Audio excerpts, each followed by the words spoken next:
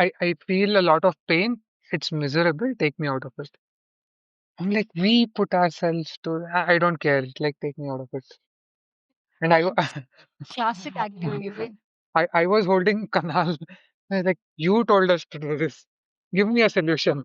She's like, you know what to do, Darshan. I can't tell you anything. Like, so I was like put on the spot from both sides. Welcome to the Birth Agni podcast, the fire that births us and transforms us. This is a space where women reclaim birth on their own terms, where deep ancient knowing meets primal courage. We talk birth, womanhood, breastfeeding, parenting, and the quiet power of choosing differently, choosing of our own. Come as you are, leave more rooted. I'm Divya Kapoor, a childbirth educator, lactation counselor, trainee traditional midwife, and doula, disintegrating the politics of birth, one story at a time. This is Surabhi and Darshan's birth story, where we go at length into the depths of the experience of labor and birth, starting from due dates, inner work, how birth does not go according to a plan. There might be bits and pieces that you did not imagine, but you have it in you to be able to surrender, to be able to work with what you've got, the place of intuition, and what a woman feels she wants to do during labor can actually be right for her. And we also have with us in the start of this episode Darshan. Later, Surabhi completes her story, and Darshan will be joining us in another episode on postpartum, where we speak about his labor and birth experience, postpartum and breastfeeding at length. So we decided that we'll give him a separate episode where his understanding is discussed at length because that felt so deserving. And now on to the story. Before that, I do want to apologize that this episode has been late due to some technical issues. We are also going on a break for January. This might be the last episode, or we might decide to release one more episode next week. And after that, we will go on a month-long break, January. And then February, we'll be back with more stories for you. Stories, discussions with experts, authentic, real, practical, true, radical birth, education, birth, information. And we'd love for you to, meanwhile, if you've enjoyed this episode all this year long, as a Christmas or a festivities or New Year gift, you can absolutely give us a rating or review on Apple or Spotify. Or if you'd like to donate, it's not a huge amount, both for Indian and international audiences. You can do that and support us. We are independently run. We do not take quite a lot of sponsorships from people, from hospitals. We get a lot of sponsorships from traditional conventional methods. We don't take that because that doesn't serve the purpose and the truth of this podcast.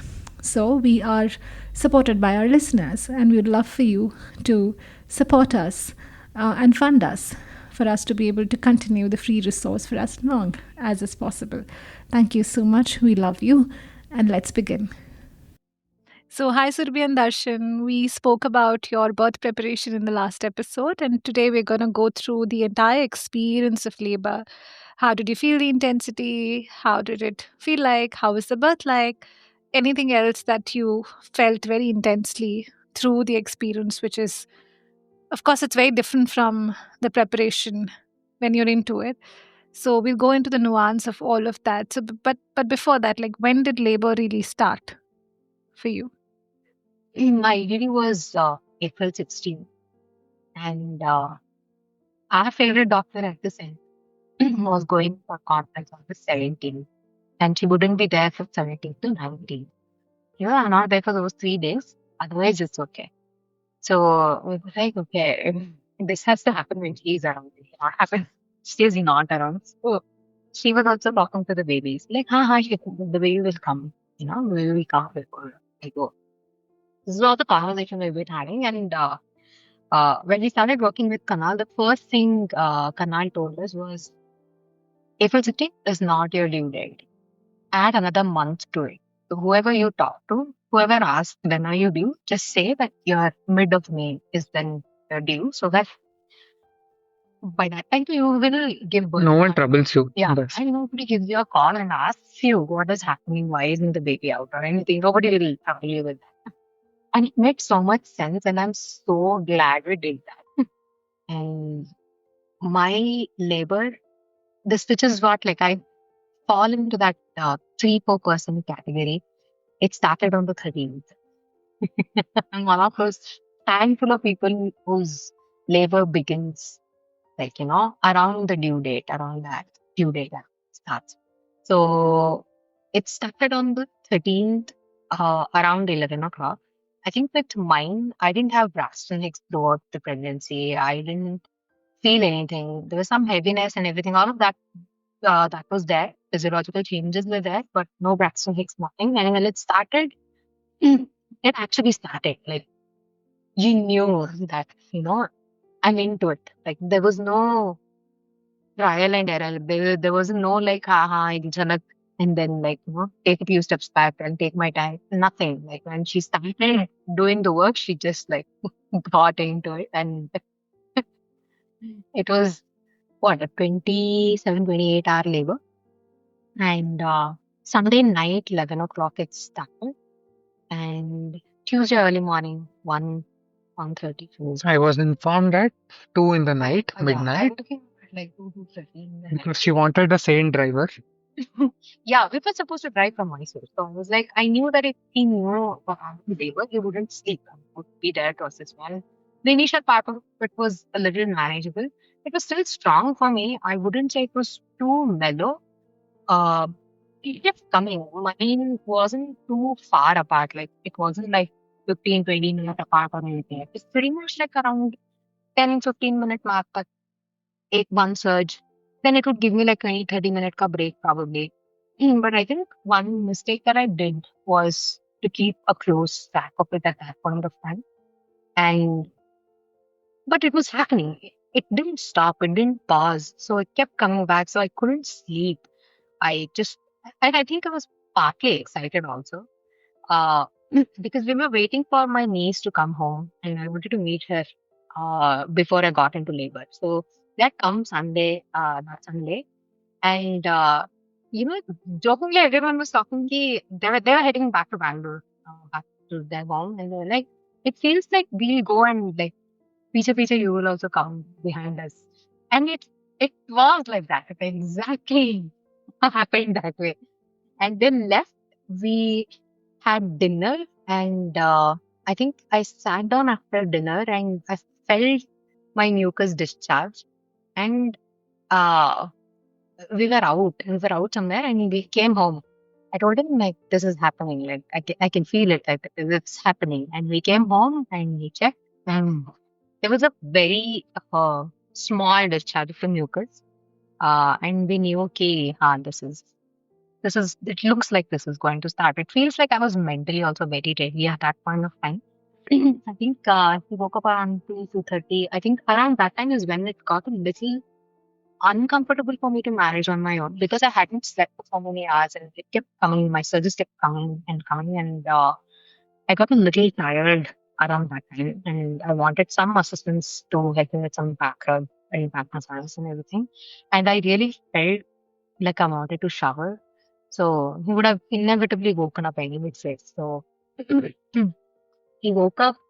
Uh, I went, took, took a bath. That was the first time I threw up. So that's when it started coming. So I threw up then, and I realized, okay, looks like this is going to. I mean, I'm gonna have like a couple of episodes of this, so I'll have to start hydrating myself and like, eating the right things, and yeah, I slowly started managing, like, relaxing a little bit. He helped me with some movements and a little bit of back massage and everything at that point of time. And I think we called Canal around the same time, no? 3:30 tak, I think. No, and hours later. Uh, We didn't want to wake her up, so we like let's wait until like the sunrise and we'll like let her know.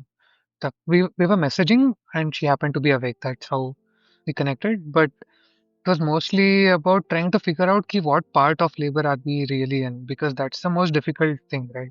At least for me. Like I couldn't tell jack shit. Like I'm like next minute, are we birthing at home, not in the washroom? It was like that for me. But then I think she was feeling a bit nauseated, so we stepped out to the balcony. There was a full moon, so we were just like watching the moon and we were like chilling outside. It was like super cool. Yeah, so it was also like monsoon, like pre-monsoon or something. So Okay. it was like very cold, cold. Yeah, but there was But rain. it was raining. It's one of those Uh, rains, right? yeah, some like weird summer rains. Yeah. So yeah, it was like a It was beautiful. Like, yeah, that morning was really beautiful. Like you could see the sun and moon together. yeah. Balcony. Yeah, there been a lot of things that happened before it all triggered, right? Like it's like some of those happy moments that you go through, and there's like a lot happening around you. There's, I don't know, signs of life around you that kind of kept happening once. Uh, Kitten. Kittens, yeah, there was a little, No, there was a huge rain, so mother cat chose to put her kitten safely in our balcony inside a box, which she found like a couple of days before. yeah, Yeah, Yeah, signs of this is very peculiar, and it does happen when you're so connected to yourself. It and also when you notice things that birth is so primal that you do start seeing signs that tell you that yeah, this is you're going in the right direction. yeah. It's about to happen, and also you feel it very strongly because your intuitive self, both the partners' intuitive selves, is really high. Like the intuition is really high. So lovely. So that's how the whole thing kind of like, you know, triggered and it got started. Yeah, going back to that morning, we managed till 6:30ish, and then we asked Divya to come to Mysore. So she traveled from Bangalore to Mysore because I think one of the biggest fear that everyone had around us was the travel part of it. You know, reaching the hospital, knowing the right time to leave Mysore was probably like very hard. So I wasn't sure. I mean, I didn't know what to expect out of labor. Like what we read in books versus what happens is again, it's so different, right? So I didn't know if this was the intensity is what we are looking at. Like when do we need her was probably a little blurry for us. So we called her a little early in the day. So she was here by 7:38 in the morning. no, between that and like between calling her and whenever we texted her, we had to tell her parents because they were living with us in the same floor. So, I mean, that happened. Then I had to tell my parents, my grandmother was here and everything. So, all of them, fortunately, were very supportive and calm Wow. of the whole thing, even though they were like scared inside, scared on the inside. I think my parents, so for sure, trusted Divya Kanal being there. So, as soon as we told them that she's coming here, they were like, they were Everyone just fine. calmed. Like nobody even had like a second thought about it. Yeah. Yeah.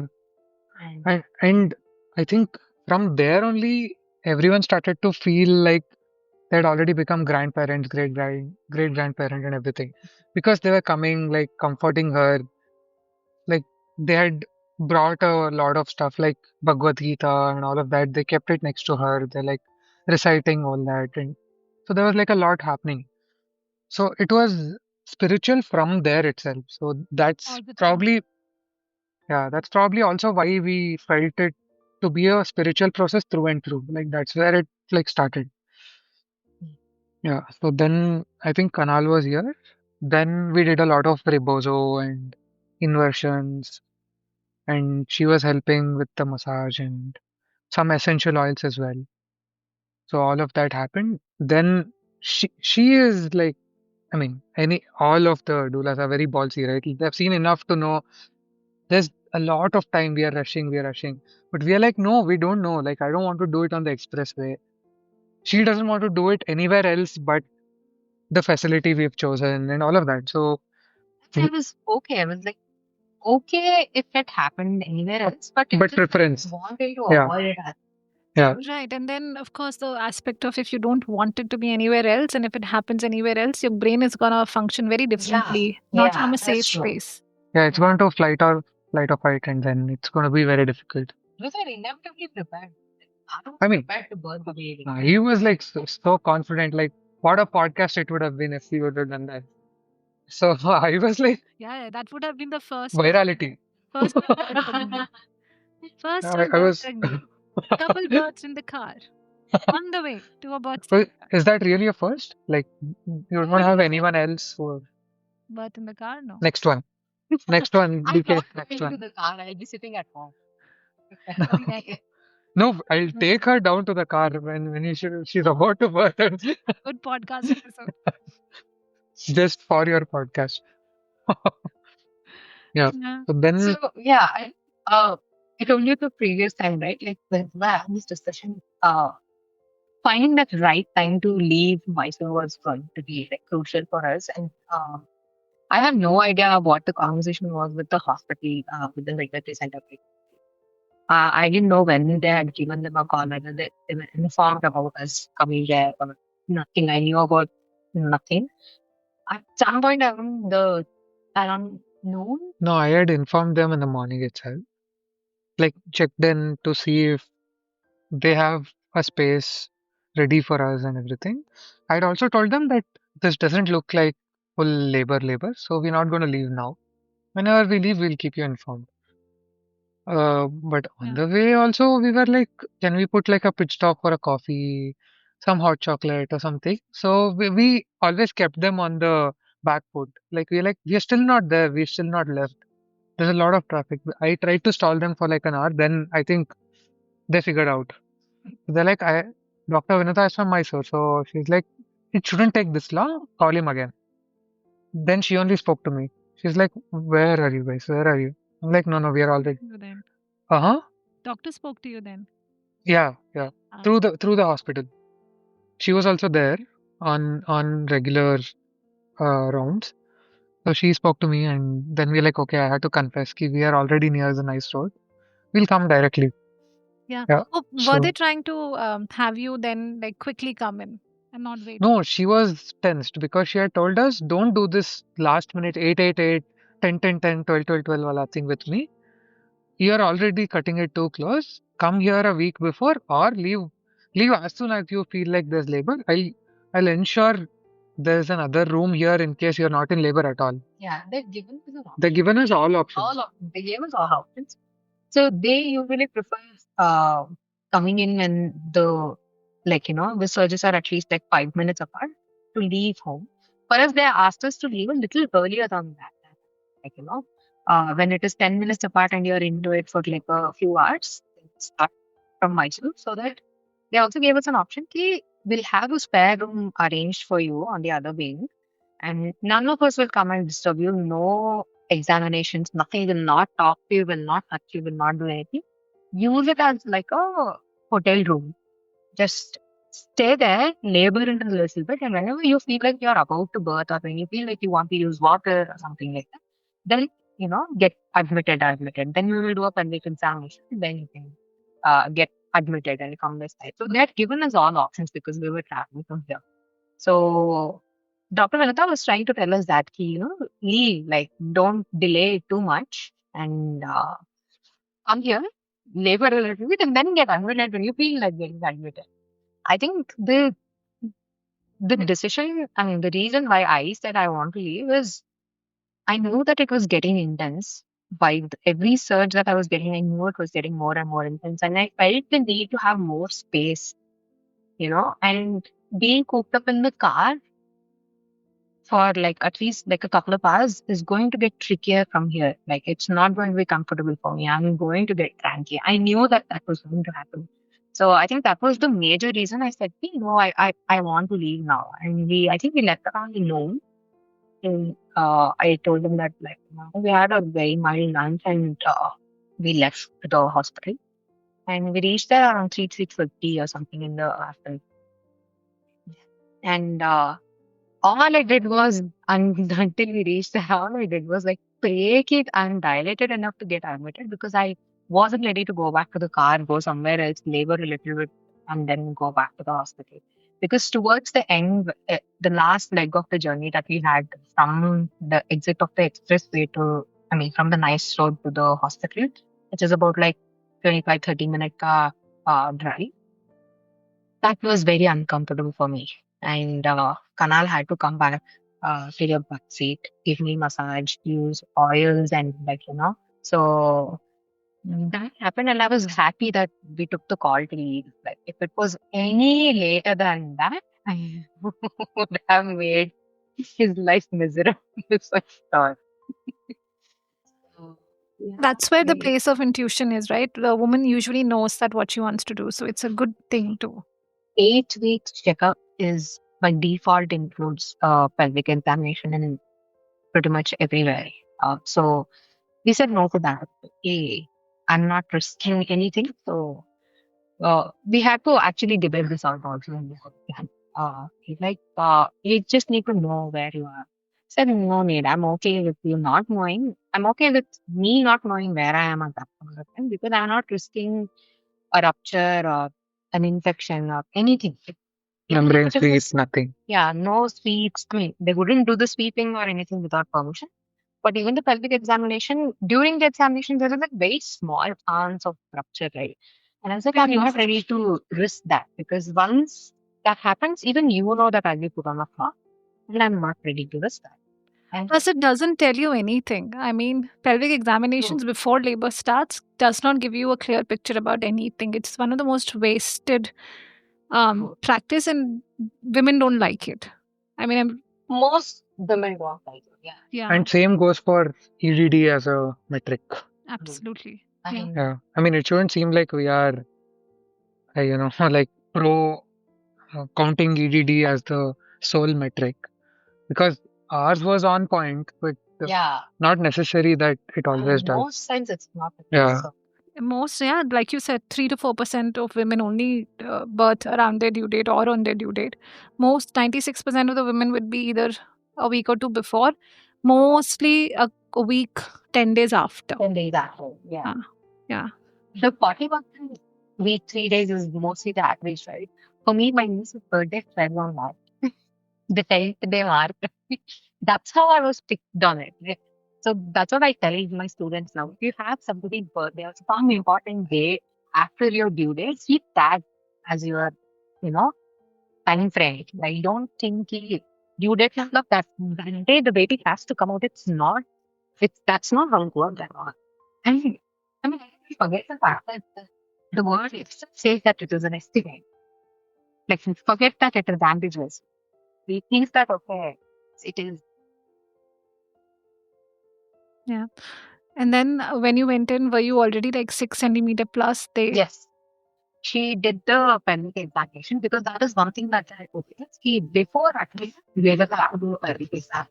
No where God, because that's the starting point for us. To admit you or not, Yeah, basically. to decide whether we have to admit you or not, because they don't admit it before they at least 6 months that are needed. So they ask you to go back home if you're not dilated enough because then ends up saying, at the end of the day, it functions like a hospital. So if you're here, we will try to do something.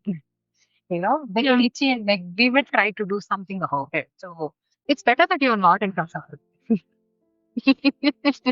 you know, you can go to your arms at home because that will be manageable for you. So that duration is mostly manageable by yourself. Once you're done with that phase and you need assistance, come here so that we also have the energy to take care of you for the rest of the journey. Right? Like it's a lot of work for them also. It's not easy to support Absolutely. somebody in work. Yeah. Even in midwifery, most midwives will not come before active labor starts. They would be, that's where the role of the doula comes in. The doula comes in to support you physically, emotionally till about the active labor starts, but the midwife would come later because her work starts later. Yeah. So because they always have better rotation, so somebody will be there from the moment you depend on, somebody will be there to assist you. Even if there is nothing to assist you with, can help you with getting into the shower, coming out of bed, getting into the tub, helping you with relaxation techniques, just putting you making yourself comfortable. Yeah, like luckily I was done. It was so relieved. I was sleeping at calm sleep. Thank God. Like, I don't have to go back into the car and I go somewhere now and wait it out. And I think she said your anywhere between like 5 and 6 $8. Like if you ask like us, And this is your Monday evening. Monday evening. Yes, it was Monday evening. One of the visualizations that I had was to smell rain when I was laboring. And I tried getting those tea dresses to have it handy so that I could spoke about it during labor and everything. It did not work. Like couldn't find anything that smelled like rain. But to our luck, it actually rained that evening. Yeah. No, there was more to it. More to it, yeah. Like that was the only room in Astrika which opened out towards the outside with a completely openable window. Like Yeah. there were no other rooms that had windows opening outward, with the windows being able to fully open. So they literally opened the window on her request. Yeah. She was taking her head out and got drenched in a shower in like a proper thunderstorm, Yeah. Oh, it was and then went into active labor. yeah. Then it got interesting. So we got like a fancy sensory room and all of that. We switched off everything. Like no TV, nothing. We switched off everything Yeah. and opened the window, and like exactly what she had written in her like visualization. I think everyone should write their visualizations and live it as it would actually happen, and it will happen. This is something we have realized. Yeah. Then it got a little intense. Karan was feeding me juice. Feeding us. Oh yeah, him also. Juice, tender coconut, like whatever needs to go into the system to keep me hydrated and energized. All of that was happening. And after getting drenched in rain and like feeling so calm and everything, I had a piece of apple, I remember, and I threw up. I threw everything out of my system. That's when the dehydration thing that kicked in me.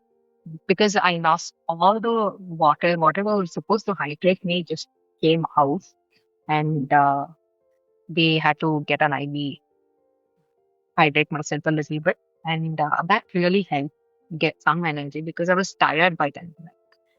Uh, I was just done by already. I was done. Uh, that was when she told me for the 50th time, holding my collar, that you put me in this place, now take me out of it. I don't know. I feel a lot of pain. It's miserable. Take me out of it. I'm like, we put ourselves to. I don't care. Like, take me out of it. And Classic activity, right? I was holding Kanal. I was like, you told us to do this. Give me a solution. She's like, you know what to do, Darshan. I can't tell you anything. Like, so I was like put on the spot from both sides. Yeah, I kept asking for a break. I remember asking for a long break. Yeah. I kept telling, can you guys give me like a break, like half an hour? I want to just sleep for half because I haven't slept since last night. I hadn't slept at all. I was like, please, give me like a break. Give me a break. Give me half an hour. I want to sleep for half an hour, and then like I will continue doing this, and I will do this. And No, but actually, like, no one was pressurizing her to do any of it. nothing. I wasn't pressurized by anyone. And I was the one who was like, please give me a break because I'm just tired. Yeah, she wasn't able to fall asleep because it was not very comfortable and it was paining. Uh, and at the same time, she was asking for a break and sleep. Yeah, that happens. Women ask for break. Can you stop this? Can we stop this for some time? Like, can labor really stop? Can I take a nap? Yes. Because one of my friends had given birth in Africa before, and I had a very short conversation with her about, house experience and everything. And she had told me it was really good. Like, she was very happy with how they handled everything and how they managed her labor. And I remember this one thing very strongly. She had told me I was like very uncomfortable in between, and I asked them to give me something so that I could, relax a little bit. She hadn't told me what it was or anything. I didn't know. I only understood it later. So they gave me a pill. I took the pill, slept for like an hour or something. By the time I woke up, I had fully dilated and I gave birth. She simply put all of this. Know there was like more nuances to it, but she simply put all of this in that short conversation, stuck in my head, and I didn't realize that it was stuck in my head. And when I was asking for break, I didn't know what I was asking for. I was asking for what she experienced so that I could get a break. I could sleep for an hour and I can come back and do this. I didn't know what they had given her. I didn't know what had happened. And that's when the midwife, she was standing there and she was listening to me asking for a break, like for quite some time. She was like, okay. She knew, I mean, we've seen these things, right? So, and she asked, like, Surabhi, are you sure you want to do something about this? Yeah. So she was very quiet. It was a dental ward. She was in a dental ward. So, like, she wanted to do something about this. Like, yes, please give me a break. Like, I really need a break. And she asked me two, three times like that in the same room. Fourth time, she asked me, like, Surabhi, are you sure I can sedate you? Do you want the sedation? It's like, I woke up. I woke up and like, no. They did offer us a couple of things, like laughing gas, and like it was, like a proper, uh, slow introduction to every option that we had. So it wasn't like directly like sedation or anything, Yeah. but that probably stuck with her. Yeah. Yeah. I don't know. I was getting really tired being in the water. I think the warmth of it. Yeah, it can dehydrate you. Water dehydrates, Mm. So, Surabhi, you had done all the work of taking the labor, and when the midwife said that, "Do you want to be sedated?" you clearly told her no, and and you were in the waters before that. So, Yeah. were you prompted to come out of the waters? I think at some point you were telling me that the waters were dehydrating, and Yeah. So I think uh, they didn't nudge me as such to come out of water. I think it was quite evident for me also because I was sweating a lot. And I could realize that anything that I was drinking wasn't sitting in my stomach. So that was very evident in my body. Uh, One of the times, I think just to take a break out of water, from water, I just got out of the water. And while I was feeding something is when I threw up. And my body was so dehydrated that it was, when the body is like so dehydrated, it's so evident. You can see it, right? So that happened. And I had to get an IV because of that, which was really, really helpful for me. Uh, if not for that, I don't think I would have had the energy to go through with it. I would have probably just lost all my energy and I don't know, fainting is a probability that would have also happened maybe. And I needed that. I needed that IV to, push through. We just made sure like I think I asked like two, three times. Darshan also checked it like two, three times. Ki, it has to be just the saline, nothing else, nothing else. Like no other medication should go in other than that. That fear also kicks in, right? The moment somebody puts an IV in, like, okay, what are they going to put in it? Like, and and obviously it wouldn't happen there, but we still like made sure that there was nothing else. And we got our gynac. She said, no, we're not putting anything other than to ensure that you're hydrated. And yeah, that we did. So that helped a lot. That kind of gave me energy to push through the phase a little bit longer and, do what I had to do. Because nothing that I took from my mouth was, helping. So it was draining me more because I wasted more energy in throwing that out as well. So yeah. Exhaustion is one of the very important hindrances in labor. Uh, Even if it's like an Yeah. unmedicated, undisturbed, but it's very important to deal with it, especially puking. And a bit of puking is okay. But if it's a lot of puking and you're not able to keep anything inside, it's very important to ensure that the mother is hydrated. and it may not sometimes work with the food. Yeah, You may not be able to keep food down. So at those times, taking the true. help of the medical system is absolutely all right. And you guys made sure that there was nothing else going in, and that fear is also very normal, right? So yeah, that makes sense. So what, like, how things fared out after, when you had the energy? So I think the trajectory was very, very different. It was very different from what I imagined it to be. So I think I was very close after I got the IV and I had a little bit of energy. So I changed positions. I got into different positions. I had a pelvic examination after the IV was done, completed. And I think I was about 8 or 9 centimeter dilated by then. But they told me that she's still uh, in, +2 station. So I knew that I still had like a long way to go. And so I switched positions. They helped me move. They helped me get into different stretches. We did all of that, and it was progressing, but it I don't know, for me though, it felt like it was very, very slow. And They asked me if I'm feeling discomfort or the heaviness or the pain in the back, so that they could give me and comfort me in different places wherever I was feeling pain.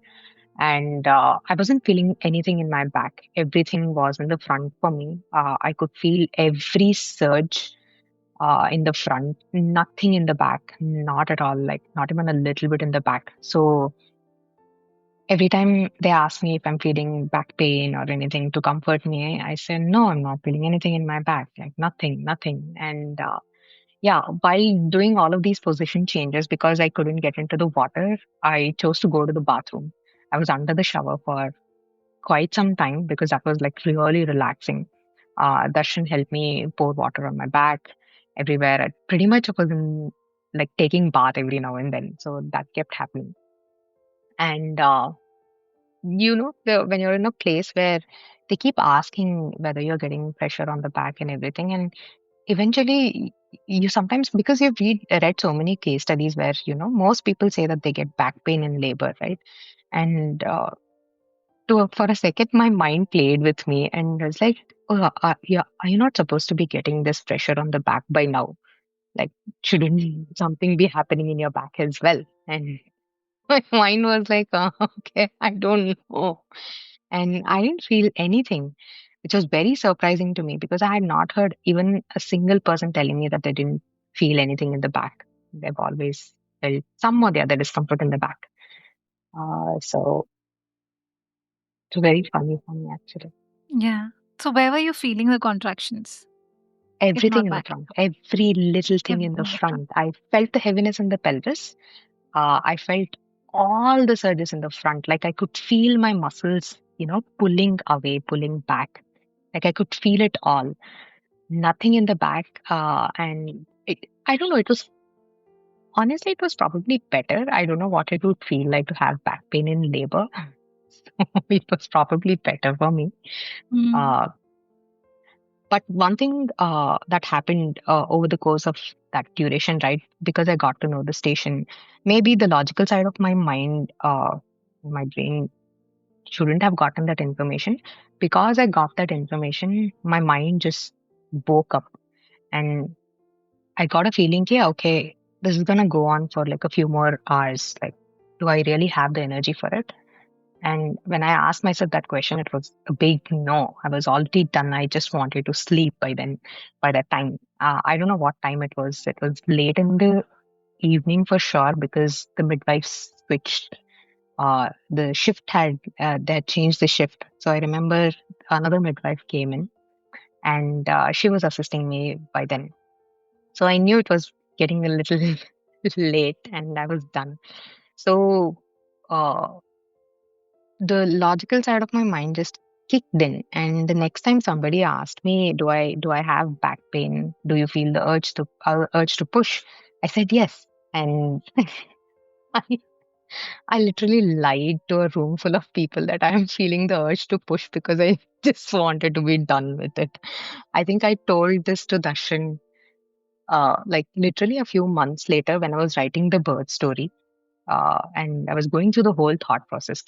I had told myself that I will not push. I will not push her out, no matter what. I'm just going to be more relaxed and open and allow her to come at her pace and everything.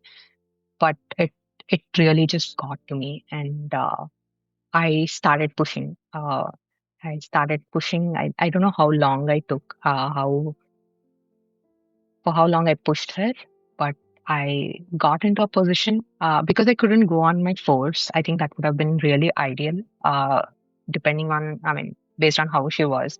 But I couldn't go on my force because of the IV. So I sat on the birth stool and yeah, I pushed. And yeah, I could feel her coming down with every surge and every push that I was giving. She was coming down. Everyone else was getting ready to receive her. And I'm like, "Oh, okay, it'll be over soon." It's like, I start feeling good about it. Ki, okay, I'll be done soon, and I'll be done with this. I'll be done with this process. And yeah, I remember uh, first Darshan was behind me. He was holding me, and Divya was sitting in the front and like looking at me, and like we had this eye contact, and she was gesturing. So I knew she was there with me, and Darshan was behind me, holding me and, comforting me and breathing through it. My midwife was right, sitting down, guiding me through it, and everything. She was telling me how close I'm getting, and she was checking the fetal heart rate. And she was continuously, telling me that everything is fine, everything is fine. You don't have to worry about anything. Just do whatever you're doing. And everything was like encouraging me, and it felt so good to be in that place because it really felt that nobody actually asked me to push. That was the funny part, right? Like nobody asked me to push, nobody asked me to do anything. It was just the choice that I made. Ki I want to do what I set out to do. I just want to finish this job. And yeah, so that assistance, that room, the room did not, it did not feel like it was chaotic. Everyone was there. They were doing their job, but nobody disturbed or nobody told me what I should be doing or anything. And whenever they felt that I needed that assistance, they jumped in and then they took a step back. So that was really nice for me.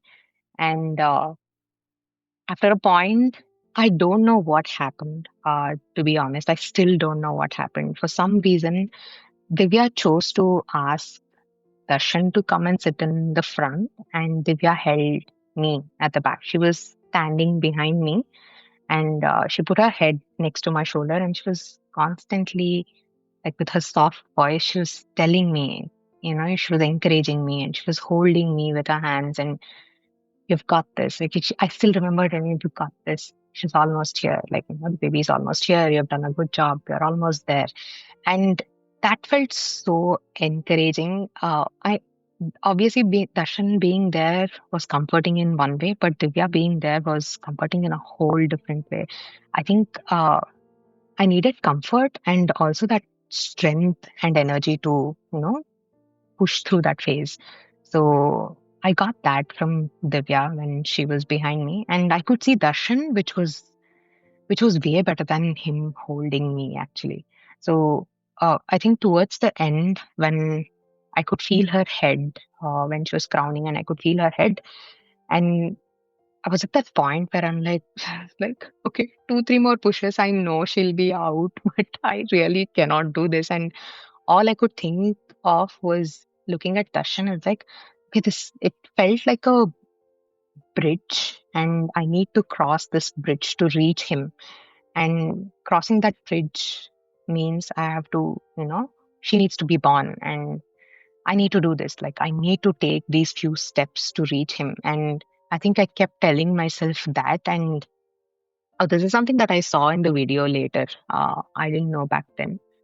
She had one loop around her neck, and as soon as her head was born, uh, the midwife released the loop and one more push, and she was out. As soon as she was out, she handed her to me. We didn't know the gender. There is no big, you know, reveal that happens in Africa that way. They just handed her to me. I just held her, and They asked me if I can walk to the bed so that they can do the examination and we can take care of the placenta. And they like two, three people held me with my arms. I remember like there were two nurses, there was a midwife. They all held me up, helped me walk to the bed and made me lie down with some pillows. She was still on me. They just wrapped her with a towel, covered us with a towel, and like she was still on me. Like there was nothing else happening. They just adjusted me so that they could get a good view. And the midwife checked the placenta, and she told me that it is almost detached.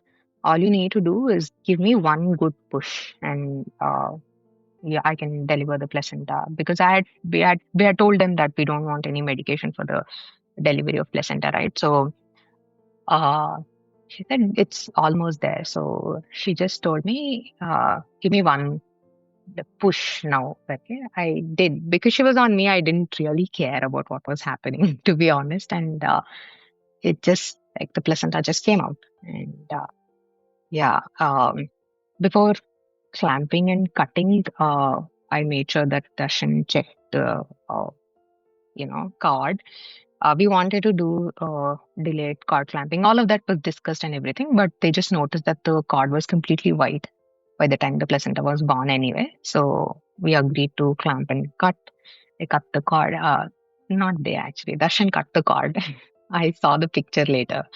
Cut the cord and yeah, they checked. I had a second degree tear, which I was okay with at that point of time. I really did not care. This was for me at that point of time. This was better than C-section because any longer than that, I would have really gone for a C-section. I was like really done, and so they cleaned up. They did the stitches, and yeah, they were like the hospital. I mean, they functioned so well that by the time all of this was done and they readjusted me into a better position to get her for me to eat something and to feed her as well. I saw the room and it did not feel like I gave birth there. Like it was like spotless that quick. So everything was like all clean. They readjusted me after all the sutures and everything were done. uh, they readjusted me.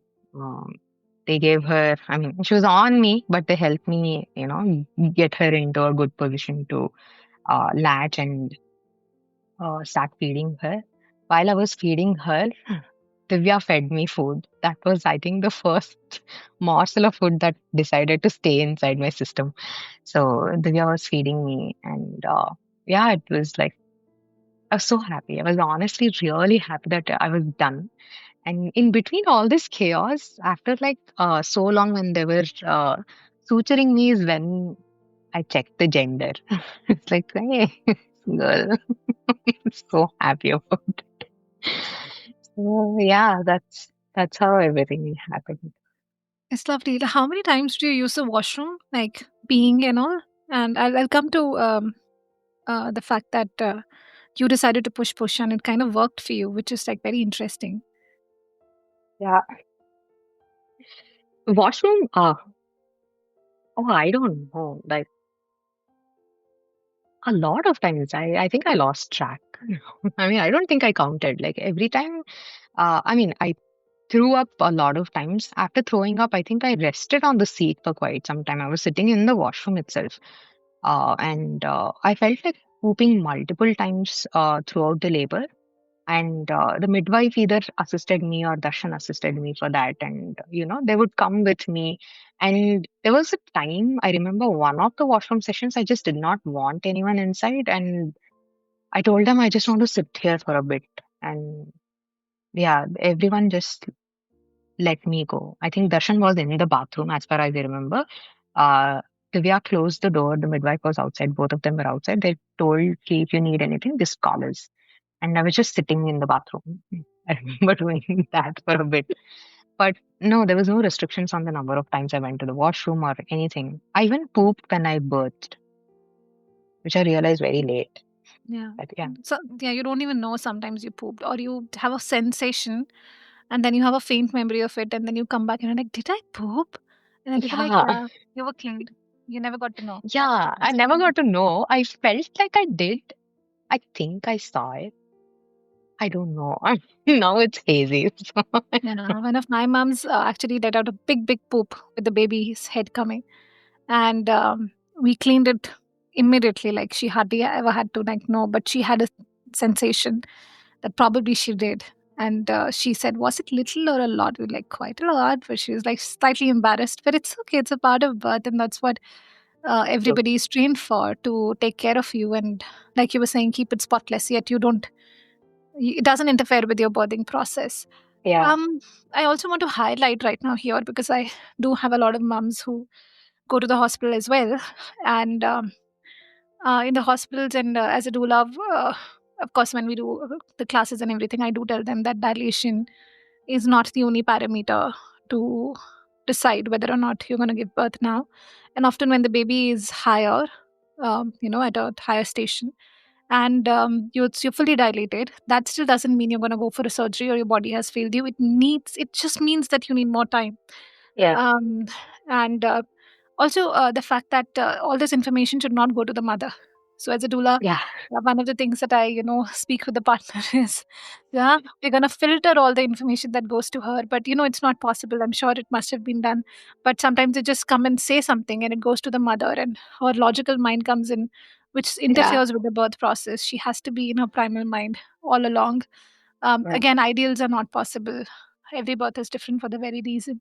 I know. I think honestly, nobody announced it. The midwife, when she did the examination, she didn't announce it. She just checked and she was like, huh, it's progressing. That's all she said. I think I insisted on knowing where she is. I think because, like I told you, right, like I was so tired that I kind of wanted a timeline on this by now. And yeah, this was probably the only downside of having that much knowledge. You know, After a point, you cannot switch it off, like, right? So I think, yeah, I probably, uh, I probably shouldn't have known that information. I insisted on knowing it, and I got the information, and that information is what led to a lot of things. But I'm still okay with it because if I hadn't known it, I wouldn't have decided to push.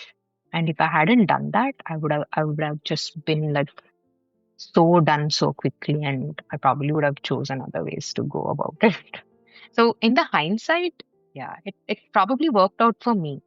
I wouldn't say it will work out for everyone. The fact that you've been working on this, like you've been doing this for the last 24 hours, and you're just done. So I think if I were to do it again, I probably wouldn't do that. I don't know. I might again. Mm. Yeah, yeah, it just depends on what works for you in the moment. And I think there's again like the place of when the mother-led birth happens, you get to Mhm. see things that you're not aware of that can happen. Like, for example, you deciding to push, and probably baby came one more station down because sometimes, there is a twist and a turn that the baby needs to take. And once that is done, sometimes baby Yeah, stays at a particular location just to figure out, how do I now turn from this hurdle in the yeah, pelvic floor and then move down. So probably whatever the baby and you decided to do together and whatever came to your mind, and yeah, it worked in your favor, which is interesting. Which is like a good, like it's a good case study, I would say. In that ways, it's a learning that it can happen yeah. again, but mother led. It's not necessary Yeah, that at first too, if somebody tells you to push, it will work. It actually might not true. work. That's true. Yeah. I mean, Yeah. I don't think I was happy, to be honest, in the first few weeks when I was thinking about the birth, I did regret pushing her out. And I kept asking that question again and again. Why did I push? Like, why did I push? I needed that answer. And when I asked myself so many times is when I realized that I had lied. I told you that I had lied to the entire room that I'm feeling the urge to push, right? I think that revelation in my mind happened only when I started asking these questions to myself, like, why did I push? Why did I choose to push? I did not want to do it. And only then I kind of accepted that it was okay for me to push because I had to do it to not feel more exhausted and actually not be able to go through the process. So, while writing my birth story, those questions really helped, like why I did what I did not want to do. Uh, helped me understand the thought process that I went through at that point of time. It was very easy for me to think "Ki, I don't want to push the baby out. But how I felt at that point of time was equally important because I couldn't have anticipated the amount of puking, the tiredness that I would have been through to decide whether I wanted to push or not. So I think the preparation part we talked, right? It is about self acceptance. I think that again happened postpartum when I was thinking about it. There was that acceptance key. I did what I had to do at that point of time, and it's okay. Uh, it was hard to accept it, but it was okay. Yeah, it's very important to do that and also not stick to a sort of birth. Yeah, Um, so when I say I'm not, I don't mean a vaginal or a surgery. I mean um, on on a bigger scale, what may or may not happen, and what you decided probably doesn't happen. And yeah, this is what we mean by surrendering in the birth. It true. doesn't mean just trusting the process. It means trusting yourself Yeah, because the process is within you and your process true. is going to be different than the other person's process. So often in the birth world, there's a confusion. I did not surrender well, or I did not trust the process, or I did not trust how the body functioned. So I took this aid, I took that aid, and I regret it. No, Yeah, I mean, the process resides in you. And true. it's like not to, no two people are going to poop similarly, True. and no two people are going to birth similarly. It is such Very an true. internal process. So surrendering means surrendering to yourself and not to an ideology or what you've learned Correct. about physiology. And like That's I true. I think. Yeah, that's Mhm. very true. Actually.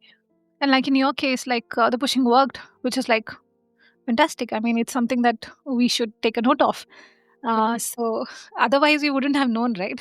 If Surabhi would have not Yeah. decided to follow herself, then Yeah. than what she knew should be followed. Yeah. So that's fantastic. So you had a bit of a uh, crawl, like the breast crawl with. Not really. I Yeah, we both don't remember her crawling or anything. She was wiggling on me as soon as she cried, and she was put on me, and I went to the bed, right? She was on me for I don't know how long. She was just lying there for quite a long time. She was wiggling, was on my chest, and she was like, she turned towards Darshan and she was staring at him. Wasn't even blinking. But that's all we remember. But no, she didn't crawl as such. When I was adjusted back to the position, uh, I don't know. I think casually came to the breast. That was like the next thing that happened. How was the feeling when she came out? When she just came out, like the whole of her after the head? Oh, the relation. Did you laugh Huge. just like you laughed right now? Are you like, Yeah, oh, I think I did. Like, like that sigh, it was a huge sigh. And to know that she was fine, despite the pushing that I did, to know that she was fine and she was out and there was like no problem and I'm done with it. Like, I'm done with honestly, if we hadn't decided for no Pitocin for placenta, I wouldn't have cared about it. And Kanal warned us about this because the birth plan that you do is like it's so important to do it when you're in a different state of mind, right? Like when you're not doing the work that you're doing in labor, the thought process is very, very different. The way you think is very different. And honestly, and she was so right. She said, you will not care about how you birth the placenta after you give birth to the baby. And it was true. uh, at that point, after she was out and I felt that relief, I did not care about anything else. I really did not care about anything else.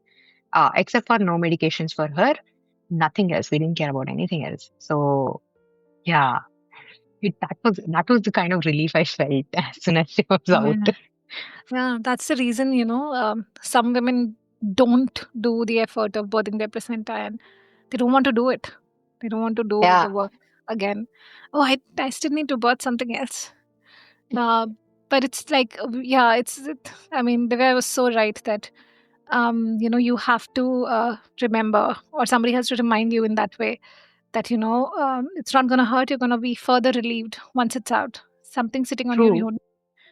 Yeah, it's not That's good. actually very true. But I think, to be honest, the other thing that I felt, which was very different from what I thought I would. Yes, I did not care about how I birthed the placenta, but birthing the placenta did not feel like work at that point of time. I don't know, it was probably like an edge case, or it's me, because she was on me and I was so relieved, and that skin contact felt so good that I could do like the same process for a few more hours. I could have pushed myself for a few more hours to do something else. Like it felt that way. There was that burst of energy all of a sudden, It's like that relief plus that energy is like, oh, I could feel the oxytocin flowing in my system. That's how good it felt. And I had all the energy now to do more things.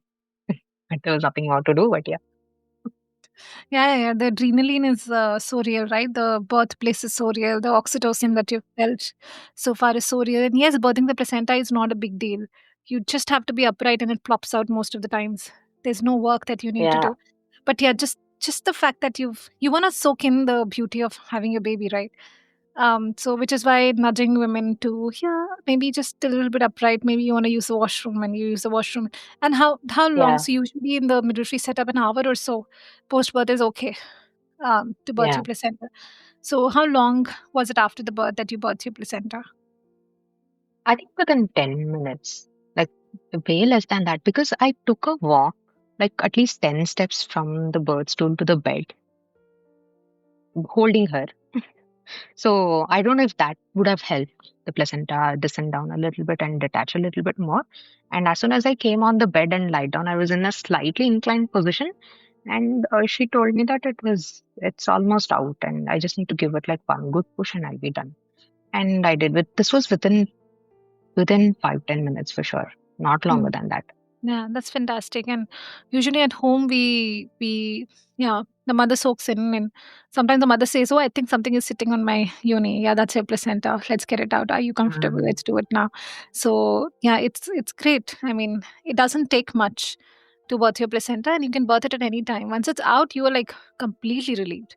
I mean, there's no Oh yeah, more work. The birth is complete in so many ways. complete. Yeah, yeah, Not in so many ways. It is complete with the birth of the placenta. true. So yeah, and lovely. You brought your placenta back home.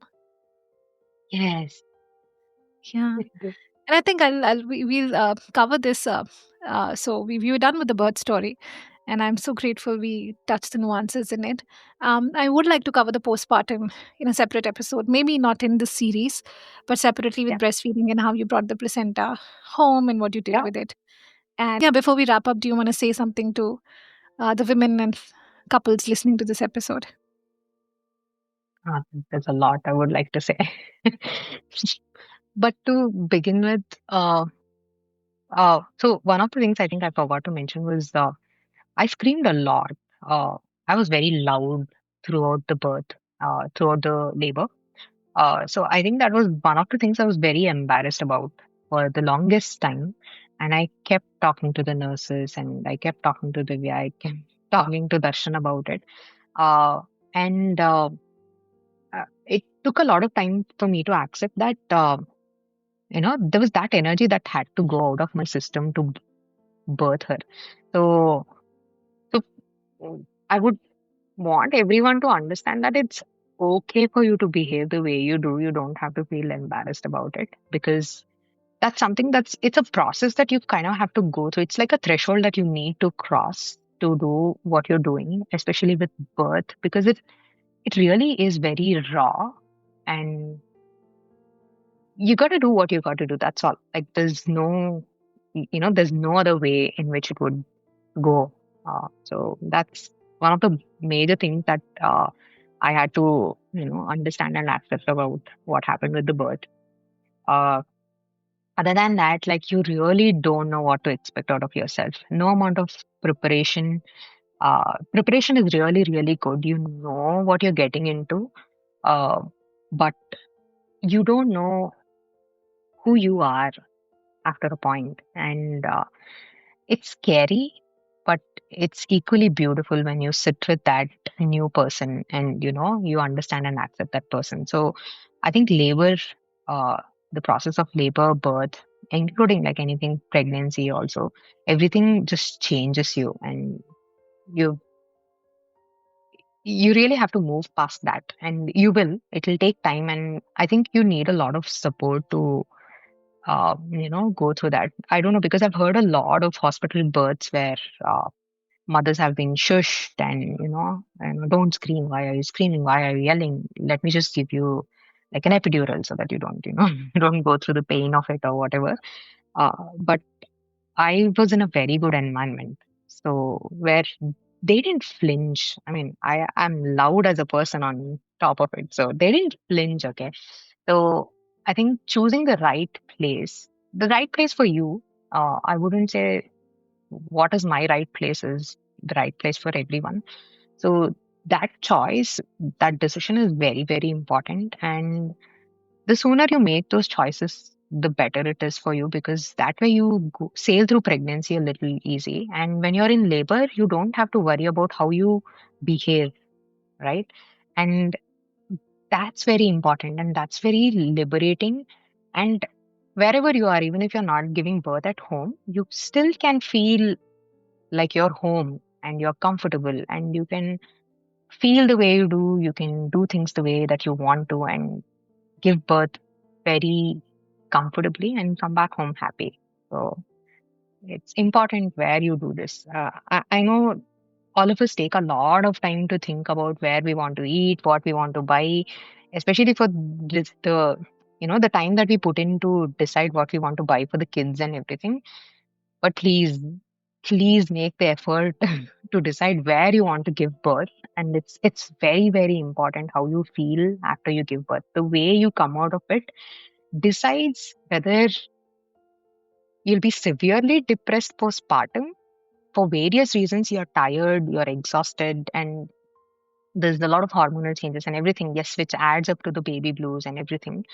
But the way you birth, the environment in which you have given birth plays a huge role in how you feel for years after that. And it's very neglected, which is very sad.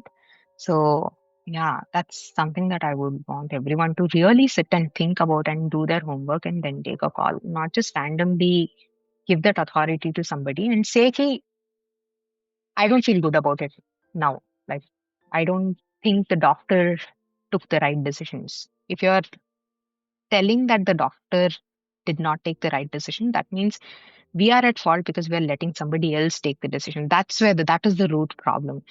It's not the doctor's decision that's the problem. It's us giving the authority to somebody else to take calls, right? That's where the problem comes. And yeah, I don't think anyone should be in that place. You really, really need to believe your body, your like nature itself for that matter, your body, your baby. You really need to actually believe it. And that comes through, honestly, years of work probably, and a lot of acceptance, self acceptance. So it's very important to go through that process when you're pregnant as well, because you're going through changes even during pregnancy, right? So you have to accept yourself first, and then the whole process just comes along with it, is what I feel. Yeah. Yeah. Thank you so much, Surabhi. Which is why birth is a transformative experience. And when you take childbirth classes, you learn to take self responsibility. And that's where Yeah. it really helps to shift your mind into taking self responsibility. How birth will happen um, on an emotional front, you would not know, because that's why birth is transformative. But to know what interferes with it and how you may be manipulated, and to be able to come Yeah. out of that and allow birth in its raw form to transform you is what this work will help you with. So Yeah. thank you so much, Survi. We'll meet again Thank for you. the postpartum journey. And yeah, thank you. Thank you. There is a field beyond fear, where the body is empowered to take on labor and birth. To land there, it is crucial to take birth education. To enroll into our unique labor and birth preparation course, reach out to us at www.birthagni.com or scroll through all available prenatal and postnatal preparation classes. Thank you for listening, all in the spirit of birth, womanhood, and freedom. Remember, you got the power.